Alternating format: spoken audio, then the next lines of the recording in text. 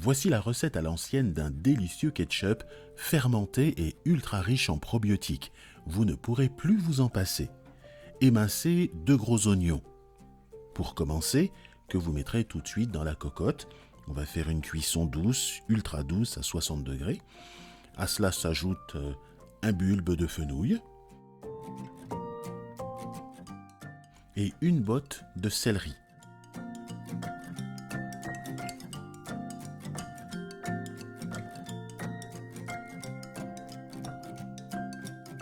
Là, 20 g de sel pour cette recette suffiront amplement. Nous allons couper 4 tomates, des tomates bien mûres, des grosses tomates, en dés.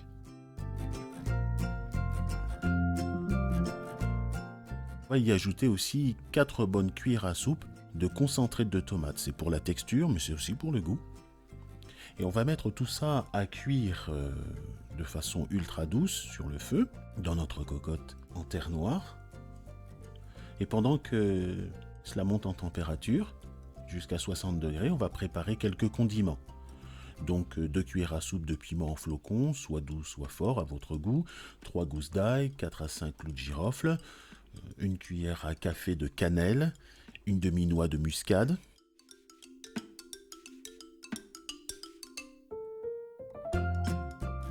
Et on va mixer tout cela et ajouter ces condiments, cette sauce, à nos légumes. Puis on va laisser cuire jusqu'à ce que ça monte à 60 degrés. Alors pour savoir à quel moment discerner le moment où il faut couper, regardez la vidéo qui s'affiche ici. Je donne des indications précises à ce sujet. En l'occurrence ici, on va laisser cuire hors feu pendant 1 heure. Au bout d'1 heure, eh bien, on va ajouter quelques prébiotiques sous forme de miel.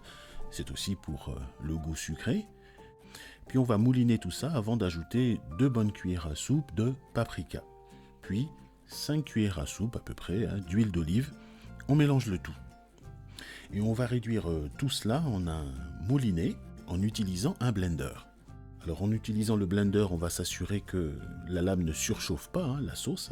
Donc le reste du travail nutritif et aromatique, on va le laisser faire aux probiotiques, puisqu'on ajoute ici une louche d'un activateur. Ici, moi j'utilise du petit lait de kéfir, mais ceux qui ont suivi l'atelier en visioconférence savent qu'on peut utiliser par exemple un starter de choux fermenté.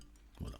J'en mets une partie dans un bocal en verre, l'autre partie va continuer de fermenter pendant 3 semaines. La première, je vais l'utiliser tout de suite parce que fraîche, c'est vraiment très très bon. Voilà. Si vous avez le désir d'en connaître plus sur la lactofermentation, de savoir comment bien prendre soin de votre microbiote et dompter les probiotiques, eh bien rejoignez-nous dans un de nos ateliers. Je vous souhaite bonne lactofermentation et à très bientôt.